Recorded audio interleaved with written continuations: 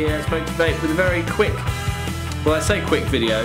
What I'm going to do is I'm going to modify an E2 R3 cartomizer. Now, for anybody who doesn't know, an E2 cartomizer looks something like this. This is the XL version, that much longer than a standard one. So the idea is that you can get 2 millilitres of juice in these. So it's got no filler. It's got like an internal reservoir that you fill up using a hypodermic needle, and in principle it's like a little auto feed system built around a cartomizer. When I first got these, I was massively excited. Now, when I vaped them initially, unmodded, I was massively disappointed. But reading on the forums, you can modify these, so that's what I'm going to do today. It's very simple. It takes, well, I say very simple. You shouldn't need to do it. Now, it's taken me a couple of attempts and reading a lot on the forums. Lots of other people have done it as well, but I just thought I'd do a quick video here of how I do it. Now, you're supposed to use Lipton Teabags.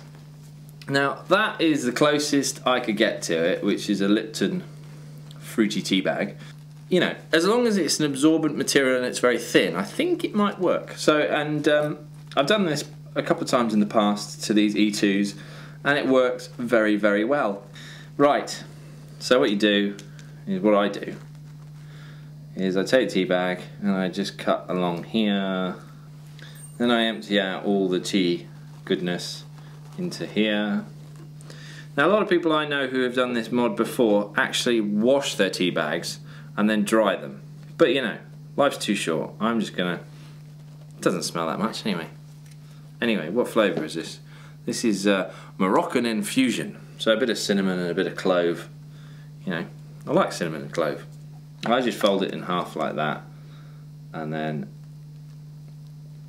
snip along the bag.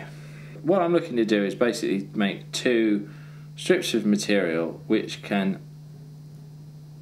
replace the wicking material that is in the cartomizer at the moment. So this material is very thin, and it's obviously, because it's a tea bag, it's designed to sort of allow fluid to flow through it freely. You know, once you've done all this sort of groundwork, it's fairly straightforward. So basically what you're looking to do is I like to use sort of a double thickness of material, and I like to use the bit with the fold. Snip along here. And you're just basically trying to create a sort of shape that size, like that. So I'll do that again. So I've now got 2 pieces of tea bag material that look a bit like that, and what we now need to do is sort of crack open the cartomizer. It's also got a rubber cap which we remove. Some of them can be quite tricky, so you just need a needle as well around, so you can just wheedle them out a little bit. In there you will see 2 silicone things. We're going to take one of them out, and to do that I use a blunt hypodermic needle, and you just take that out. Now in there you've now got, you can actually see the coil of the atomizer, and you've got an inner silicone ring. There is absolutely no primer fluid in these, so these are dry, so it can be very tricky to get the inner silicone ring, which sort of cups over the ceramic pot of the cartomizer, so it can take a little while to get out. What I do is I do that, and that's popped out there. That's probably the easiest one I've ever done, so that's great. Now where those little grooves are is where the current wicking material goes into the reservoir section of the cartomizer. So with that completed, now all we've got to do is sort of like tease the existing wick material out, and you can sort of see it starting to happen there. Just keep on teasing that out, and it's like a shoelace of material in there, and you can see that that's just popped out there fine. Now every other one I've done has always been 2 strands. Sometimes they're looped, sometimes they're just cut like that one, and there you go, that one's actually got 3. First time lucky on that one. That one's come out perfectly. In the centre of that, it's got the coil wrapped around it. So on the first couple of attempts of this, I tugged these really hard and it actually pulled the wire element of the cartomizer to bits, you know, so you do have to be quite gentle. So now what you need to do, you need quite a small pair of scissors just to be able to get in there and nip these pieces of string as close as you can to the ceramic cup, as quick as you can. Give it a haircut basically.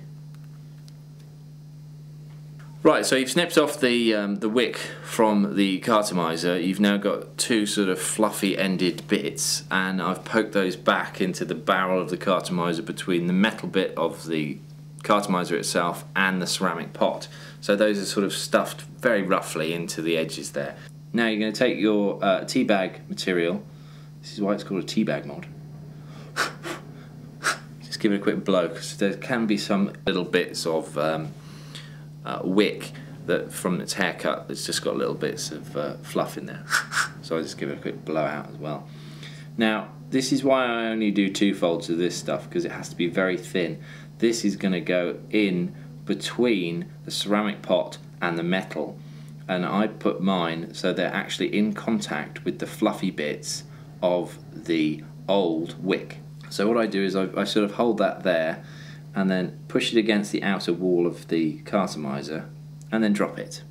You can see there that's against the wall of the cartomizer, and that is now going in where the wick used to be. And I'll work that down, work that down, I work that down, I work that down, I work that down, I work that down, I work that down, and the first one is in place. So now I just got to do that on the other side.